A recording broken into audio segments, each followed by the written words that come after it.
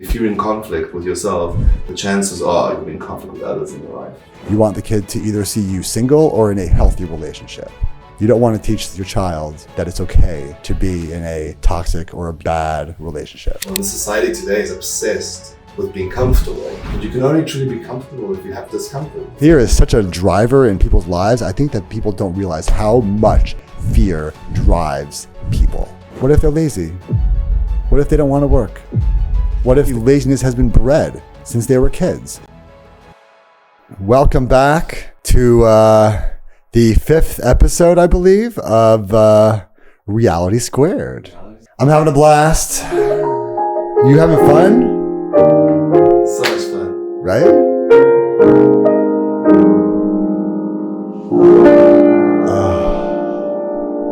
Yes. What is it? So it's been a good day. You know, I was thinking about what we were going to be talking about today on the podcast, and somehow I feel like we should delve into relationships a little bit. I think we should delve into, human relationships and just kind of talk about, the different perspectives, men, women, relationships. It really is. I mean, so just in general, generically, I believe that while we are not born with a purpose on this earth, we create our purpose here through the things that we do. I do believe that one of the purposes that we're here is to create relationships, and that the only thing that transcends us when we are gone are the impacts that we made on people and this world. And ultimately, this world is represented by the people who live in this world. Obviously, nature and all those things, and people can give great impacts to that as well. But I think the impact that we make to humanity is what ends up in the history books. It's what ends up, being the things that are touted to be either the greatest or the most tragic outcomes of human impact on other people. And so, to me, relationships are really everything. I'm a very social person, so to me, massively important part of my life. Really, relationships are more than just romantic. There are business relationships. Networking is one of the key foundations of success in life. Pervasive throughout nature, throughout everything is relating to one another. Yes, and I mean, look at society at large. I mean, Earth is big. There's a lot of land here, and I mean, 90% of the population lives in the world's top 100 cities. We literally live on top of each other. Obviously, there are socioeconomic advantages. You're around a lot of stores. There's a lot of convenience. There's a lot of commerce. It's close to wherever you want to be. And, socially, you get that social interaction more often and more easily. I think that for dating, I think people flock to the bigger cities where they have more people to choose from, and there's a greater population just because there's more people that live in the city. And so I think it's evident that we're drawn to each other, knowingly or unknowingly. Consciously or subconsciously, or both. There's a gravitational pull towards things that happen in your life. You need to relate. You're forced to relate, to the person selling you groceries, to the person cleaning your house, to your wife, but above all to yourself, right? Yeah. Like that's what I was speaking about yesterday. How do you relate to yourself probably translates as how you relate to other people. Yeah. If you're in conflict with yourself, the chances are you'll be in conflict with others in your life. Interesting. Interesting. If you're in harmony with yourself, the chances are that you'll be harmonious with others. Wow. I never thought about it that way.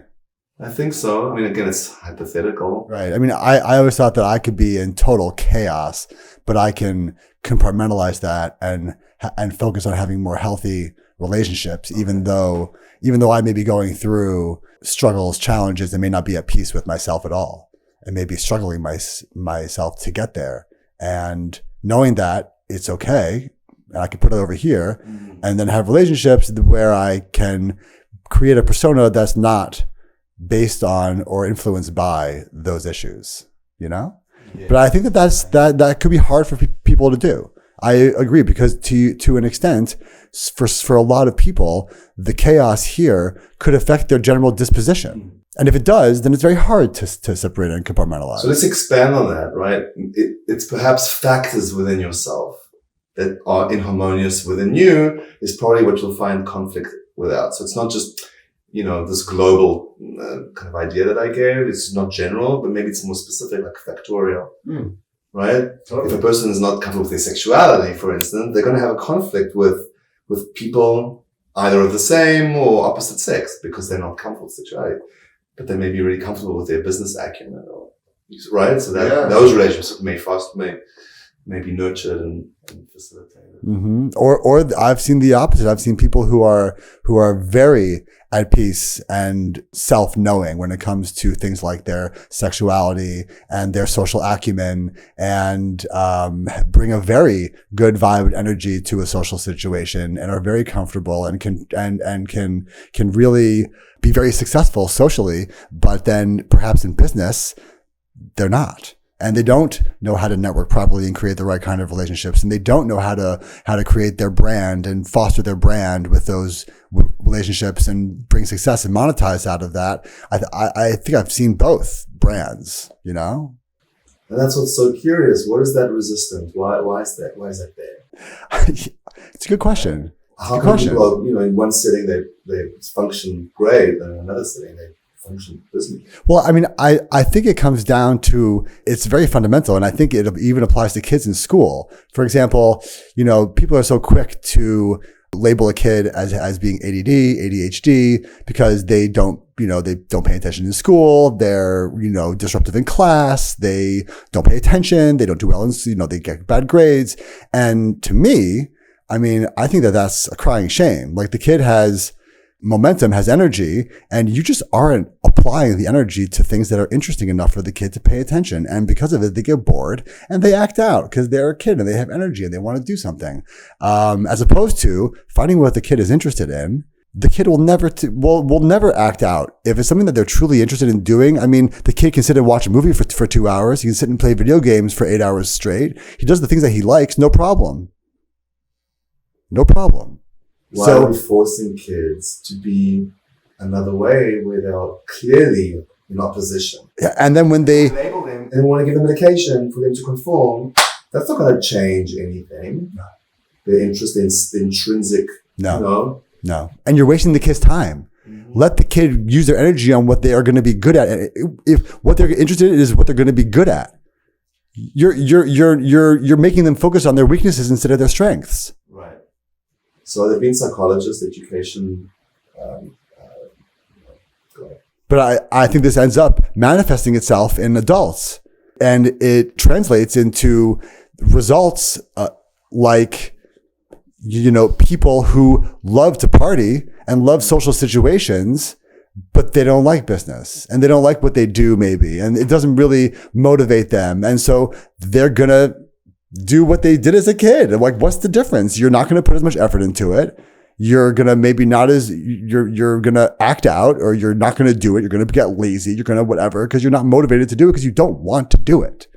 If you wanted to do it, you would do it. Mm-hmm. Right? So maybe you just need to find something else to do that complies with the things that you want to do. Like, for example, some people can't sit in an office all day.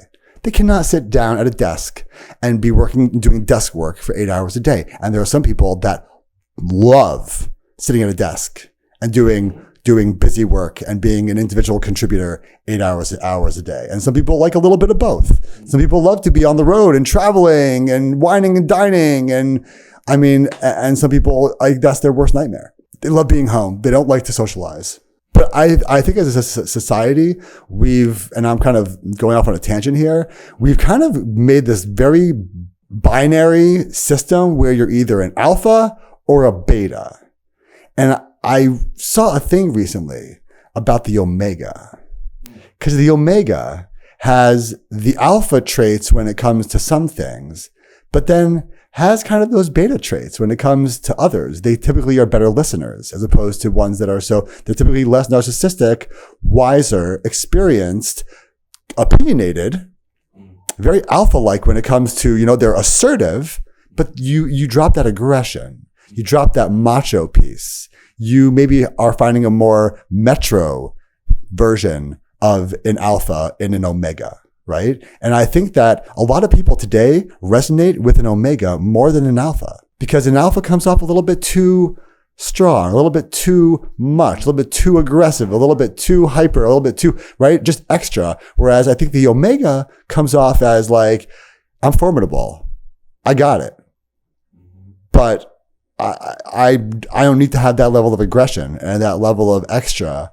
I don't need to show it to you. I can get what I want in life and do it with more grace, more class, less male toxicity we talked about a couple episodes ago. But like, I think that it's definitely one of those things where I'd like to see more of those. I'd love to see more omegas in the world, more balanced.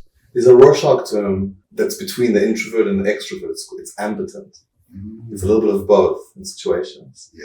Right? And it is the more, as you said, it's the one that's more adaptable. Yeah. And the truth is, I've never met a true extrovert. I've met introverted extroverts, extroverted introverts, but I've never known someone to just be an extrovert 100% of the time. They all need their alone time. They all need their quiet time. Like there's never going to be someone that wants that social action 100% of the time. Right? Everyone needs their... And if they do, that's probably pathology. Yeah. They're obviously running from something. Right? Yeah. Pathology is anything too extreme, overcompensating, right? Where there's tension. Yeah. You're using it as a drug, basically. Because it gives you the dopamine, it gives you the serotonin, it gives you all the release of all the happy chemicals in your body. You're talking about the social, the extrovert. Yeah, for the extrovert. It gives you all that, all that good feeling stuff because you're getting validation. People like you. They like your vibe. They like your energy. You're good at it, right? You're good at the social situations. You make friends easily. People trust you easily. You're a good dude, right? And so I think people will sometimes get addicted to being a good dude because they get such good feedback and it gives them such good feelings. Like you're on your phone and you get a like on your little post. Boop, boop. A little bit of dopamine, a little bit of serotonin, a little bit of yeah. So yeah, but I think all of this drives, I think, the relationship journey because at the end of the day, all these little idiosyncrasies and character traits that we've picked up over the years and reactions and triggers, they guide us. They guide us to who we're attracted to. They guide us to being a person who people can be attracted to as well. And being somewhere on the spectrum, hopefully of someone that people are, you're respected and you're taken seriously and you're liked and you are known to be a good person. You're known to be all the good things, right? Depending on your gender, and, or your gender role, the gender role that you're playing in the relationship, I'll say, not your gender. It depends on your gender role. Well, yeah. I mean, ultimately, yeah. Like that's a big part of it because that's going to drive the path that you go down in terms of the partner that you're looking for to complement what you bring to the table and how your self-perception, like how you perceive yourself, which obviously then affects how others perceive you, right? Because how you perceive yourself is going to affect how you dress, how you act, how you talk, how you look, how you move. Your interests, the things that you're not interested in, it's going to affect everything. So regardless of your physical, how you identify when it comes to relationships trumps the physical in terms of the classic binary system that, used to be, I guess, more accepted as the norm versus today.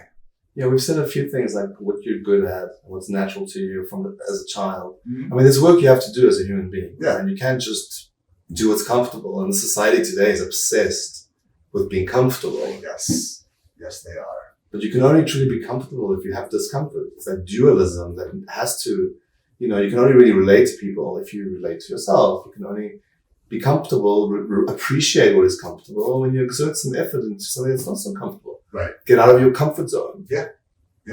You gotta exert some effort somewhere.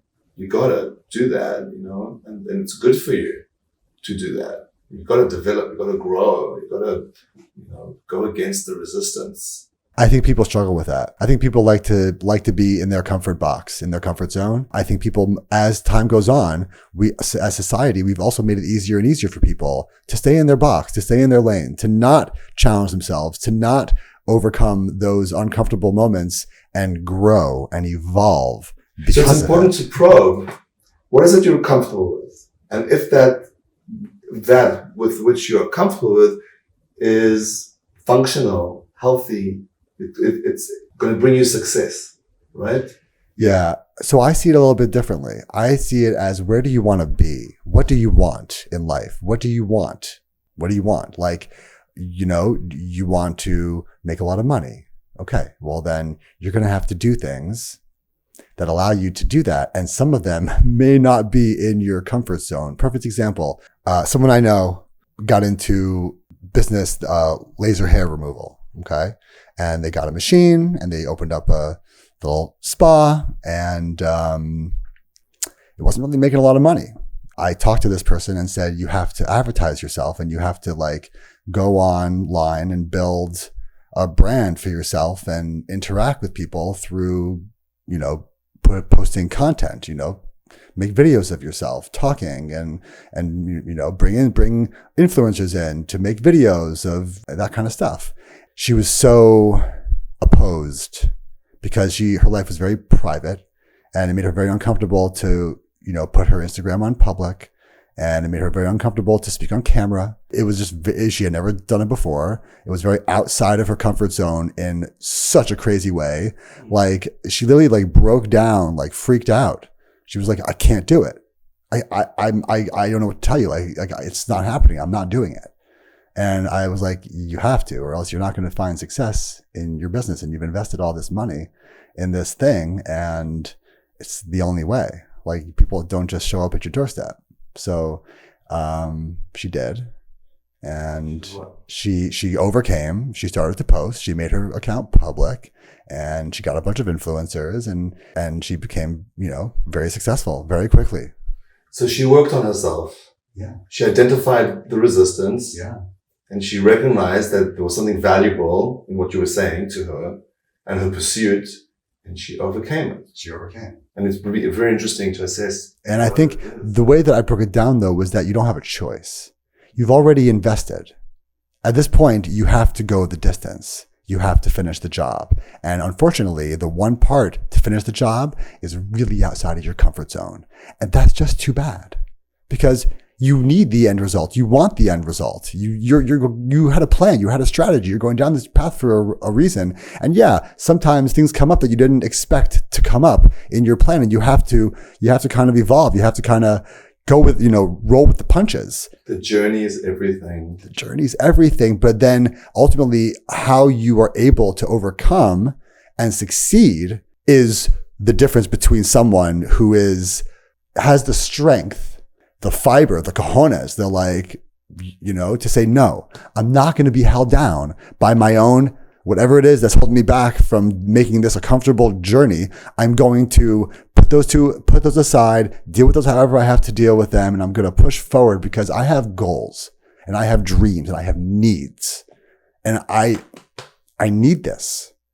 And I think some people in those situations nowadays, even when the answer is, I need this, they aren't doing it. They aren't going the distance and overcoming and getting out of their comfort zone. They're like, I doesn't feel comfy, doesn't feel comfortable. I don't feel good about it. I don't want to do it.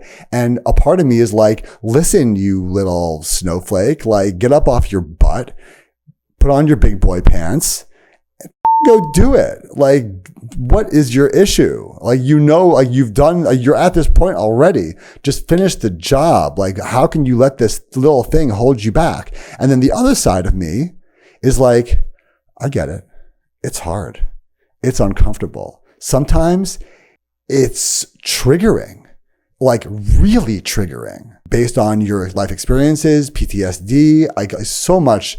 And so like, I get it. Like, it's hard. It's a hard thing to do, but then don't expect success when you're not willing to overcome those things, because they held you back. You've chosen not to put in the effort, not to put aside your issues and do what you can do to get what you want in life. At that point, like, your expectations have to change. You may have to do something else completely. Abandon this entire thing, or maybe just find another way that doesn't, that isn't as bad for you. Like, there's always other ways to get to to an end result. And, you know, maybe there's another way that doesn't put you in that situation that makes you so uncomfortable and puts you so much out of your comfort zone or whatever. I don't know. And that breeds failure. You know, if you're not going to step out of your comfort zone and experience some discomfort, you're reinforcing failure.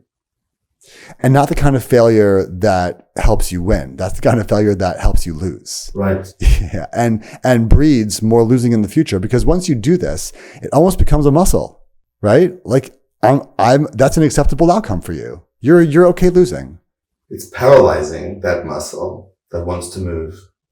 You know, it's kind of paralysis. It is. What is analysis? Analysis paralysis? This is literal paralysis. This is like life paralysis. You're holding yourself back in life because you are unwilling or unable, I'll say, maybe you are unable to overcome something that gets you out of your comfort zone, that if you were able to, you would see success. It comes down to fear. Fear. Oh, fear is such a driver in people's lives. I think that people don't realize how much fear drives people. It's, I think, one of the number one, if not the number one driver in people's everything, right? Afraid of what other people are going to think, afraid of failure, afraid of embarrassment, afraid of physical harm, afraid of, you know, all these, wasting time, afraid of wasting money, afraid of not having enough, afraid of having too much, afraid, like we are buried in fear. And then the media just adds insult to injury, adds some more wood onto the fire, and they fear monger even more. And monetize it. Oh, obviously they monetize on it because they realized how driven we are by fear. They realized that people will continue to tune in to stoke the fear, right? It's almost like, what next? What's the next scary thing that I need to worry about my life ending over, or I need to worry about, you know, happening to me or my country or my people or my family or whatever the case may be? Like, what is the next? And they're going to tune in to find out. It's crazy. And then it ultimately does drive your relationships as well. You know, fear of loss, fear of abandonment, fear of not being accepted, not being validated, you know? Early schools of psychology, like psychodynamic psychology, they said the very first emotion we experience as we're born is fear. Mm-hmm. Just before is total bliss. Yes. In that comfort zone. Yeah. Right? And all of a sudden the switch and the scream that comes with that switch, tremendous fear. Yeah. And it's a developmental thing. How are you going to adapt? And what comes next? Are you going to be comfortable in your mom's arms? And so that gets reinforced, or your dad's arms, whatever the case may be. So I think parenting very much influences a person's reaction to fear. Because think about when you're, you know, when I see a parent and they're with their kid and their kid falls and hurts themselves. You have the parent who freaks out. Oh my God, what happened? And the kid starts screaming because they realize that like something horrible just happened. The parent, they see their extreme reaction versus the parent that's like, oh, did you have a little fall? All right, no problem. Let's get back and clean you, you know, get up and we'll clean you off and you'll go back and you'll get back on the horse and you'll keep on riding, right? And I think that it's really the parent's reaction at the beginning that really influences your reaction. Like, do I need to freak the hell out about this thing? My parents just did. Is it really that big of a deal? I don't know. Versus like, okay, you scraped your knee. It happens. Exactly. And we see with our children when we actually have that approach, it's good for them. Oh, so calming. It's such a calming thing. You don't have to react so extreme. You know, I see so many extreme reactors, right? You know, anything that happens, like, oh my God, extreme. And it's like, this is a taught behavior and it can be untaught. You cannot have that kind of reaction to things because ultimately life is unpredictable and intrinsically full of change. And change is pain unless you get good at it and then it becomes less painful. So if you are applying fear to change, because that's the reaction that you were taught as a kid, that when there's an extreme change, you have an extreme reaction to the extreme change, it doesn't help your ability to grow and build that skill to change in a more seamless, painless way. It's definitely an interplay between what you are biologically and intrinsically, because some kids are more fiery and more impulsive and more rebellious. They just need to move, they need to break, right? So sometimes they can resist and, or throw away, not react to that fear, whatever is being taught, right? Or actually take it and make it better. So there is a biological element as well as environmental. Yeah. 100%. So then what happens is I think where we're at now is we have all these people who are looking for relationships or looking for companionship. I won't even call it relationships. They're looking for companionship. You were saying in one of the last episodes, there's all these new flavors. There's people who are monogamous. There's people who are polyamorous. There are people who are straight up open. There are people who are every flavor in between at this point, who are just want to be single for life and date and be serial daters, and seems to work for a lot of people. And I think that as time goes on, more and more people are choosing the non-monogamous route. And I don't know what the impact is going to be on society. I mean, I know that, one parent households has been an issue for a long time. Monogamy shrinking may hurt that more. I think that children of one parent households are kind of, in a lot of cases, not being given what they need from a parenting perspective to be well-balanced people. Not having a father around at home for a boy or a girl for different reasons is going to create some deficits. Definitely going to create some deficits. And by the way, I give the single mom all the kudos and credit in the world. In my mind, it is impossible. It's impossible to be a successful single mom and dad and provider. Meaning that when you're a single mom in a lot of situations, they have to provide and earn money to feed the kid, house the kid, clothe the kid, educate the kid. They have to be mommy and they have to be daddy. Impossible. It's impossible. There aren't enough hours in the day. One person can't do it both. But it's much better than staying in a relationship that is so destructive and abusive and teaching that to a child. Absolutely. Well, teach them autonomy of some sort. Absolutely. Because ultimately, I mean, even though it may not be the same impact as having the father at home, if the impact of having the father at home is that negative, then you're protecting the child. And in protecting the child, there are going to be implications that the child may not have the same experience as other children who do have a 2-parent household. Definitely. I mean, but these are you have to weigh the pros and cons. And I think in a lot of cases, it's very obvious that this is too toxic for this kid to see. You want the kid to either see you single or in a healthy relationship.